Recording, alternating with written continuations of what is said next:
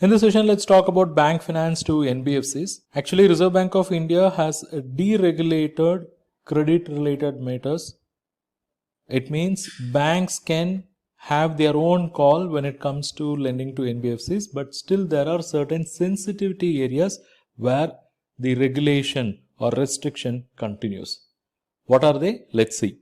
For this purpose, we are going to classify this as bank finance to NBFCs registered with RBI, bank finance to NBFCs not requiring registration, and bank finance to residuary non-banking companies. First, let's focus on bank finance to NBFCs registered with RBI. In order to lend to an NBFC, bank should have a suitable loan policy guidelines in place that should be approved by Board of Directors, and that loan policy guidelines should say how much credit facilities they can give, in what form, whether as working capital or term loan or combination, and those things should be within the prudential guidelines and exposure norms. And more importantly, all those NBFCs should be pursuing only the permitted activities. Of course, they got to be registered with RBI, but they should be pursuing only permitted activities, which can be like infrastructure financing, equipment leasing, hire purchase, loan, factoring, then investment activities which are provided in RBI guidelines. Then banks can also give loan to NBFCs for financing second-hand assets, provided that NBFC has sufficient experience in that domain.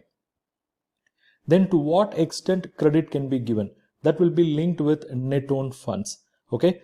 Earlier RBI used to put a cap on that, but now that ceiling on bank credit to net owned funds is actually withdrawn. It means banks can take a need-based call. How much should be given to NBFCs? That's very important. Once again, I repeat here, the ceiling on bank credit linked to net owned funds was actually withdrawn only for those NBFCs which are registered with RBI. Okay. And they should be engaged in activities that are permitted by RBI. So only in those cases, banks can take a need-based finance call. And they can be NBFCs engaged in infrastructure financing, equipment leasing, hire purchase, like whatever I mentioned earlier. Okay. Next, let's move on to bank finance to NBFCs not requiring registration. Already we have discussed there are certain NBFCs that does not require registration with RBI because there are going to be some other regulators. For example, insurance company, they are regulated by IRDA under Insurance Act. Then Nidhi companies, they come under Companies Act. Chit fund companies, okay. They come under respective state government. Then stock broking companies, merchant banking companies, they come under SEBI, and housing finance companies, they are regulated by NHB. So all these are exempted from registration with the Reserve Bank of India. So in these cases, with regard to credit decision, banks can have their own call based on merit, absolutely based on merit. So they have to look into factors like for what purpose these NBFCs are asking for credit, what is the nature and quality of their assets, what is their repayment capacity. All those factors, all those risk factors should be evaluated and a calculated decision should be taken by the banks. Next, we have bank finance to residuary non-banking companies. These residuary non-banking finance companies, they are also supposed to have themselves registered with RBI, and bank finance to them will be restricted to the extent of their net owned funds. What is net owned funds? We have discussed in the initial sections.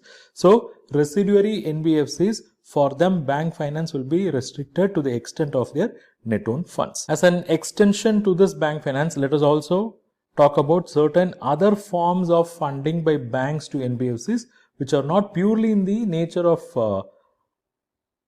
credit or finance, but they are in the nature of investment. So we are going to talk about bank investment in non-convertible debentures. See, banks can invest in non-convertible debentures of NBFCs. Their original maturity or initial maturity can be up to 1 year, and those should be subjected to prudential guidelines. And that NBFC should have disclosed the purpose, that is for what purpose they are raising this or issuing this non-convertible debenture. That should be disclosed in the disclosure document, and that purpose should be actually be eligible for bank funding. Only then banks can invest in this non-convertible debentures. Okay, having understood this, let us focus on something very important. The activities which are not eligible for bank credit. There are certain activities undertaken by NBFCs, they are not eligible for bank credit. It means they cannot approach the bank. I repeat once again, there are certain activities undertaken by NBFCs that are not eligible for bank finance. One is bills discounted, rediscounted by NBFCs. For that, they cannot ask for bank finance.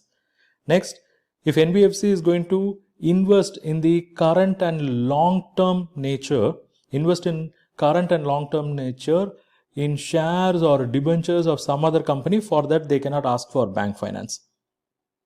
But stockbroking companies, they can be given need-based finance.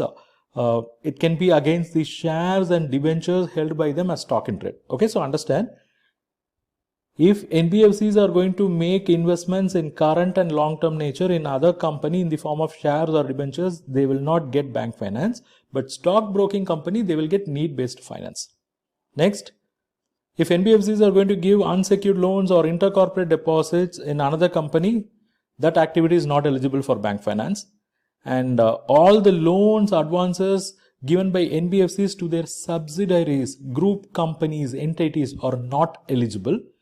And if NBFC is going to give finance to individuals so that they can subscribe for IPO or they can purchase shares from secondary market, they are not eligible for bank finance.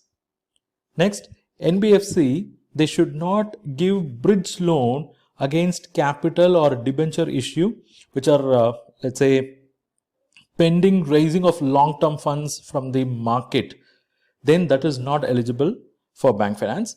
And whatever the shares or debentures of NBFCs that cannot be construed as collateral security for giving loan to them. And NBFCs, and one more very important, banks should not execute guarantees, let's say covering the ICDs, intercompany deposits, loans. They should not execute guarantees because it thereby guarantees a refund of deposits or loans accepted by NBFCs. So that is not eligible.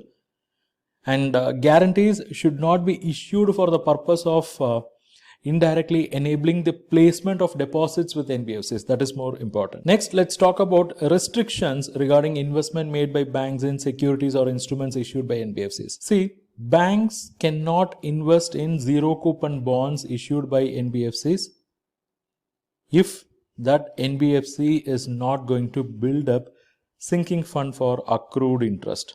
It means they cannot, that is, banks cannot invest in zero coupon bonds issued by NBFC unless that NBFC build up sinking fund for accrued interest, and that should be kept invested in liquid investments or securities. Next, let us also talk about prudential ceilings for exposure of banks to NBFCs. See, banks can take exposure against NBFC in the form of lending, investment. They can also have off-balance sheet exposure. So, exposure of a bank to a single NBFC or NBFC asset finance company, if it is not engaged in lending against collateral of gold jewelry, then that exposure should not exceed 10% or 15% of the capital fund of the bank as per their latest balance sheet. But banks can take an exposure up to 15 or 20% of the capital fund if that exposure, which is in excess of 10 or 15%, is mainly on account of funds that was lent by NBFC to the infrastructure sector. The next point is with regard to exposure of a bank to NBFC, which is an infrastructure finance company.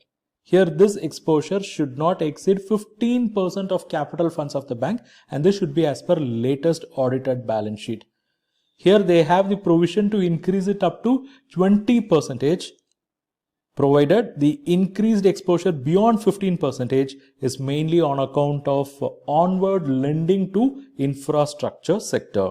Let us also touch on exposure of a bank to an NBFC, which is predominantly into lending against gold jewelry. That is, they take gold jewelry as collateral. And when I say predominantly, it means 50% or more of their lending is against gold jewelry. In those cases, banks' exposure to such NBFC should not exceed 7.5% of banks' capital funds as per their latest audited balance sheet.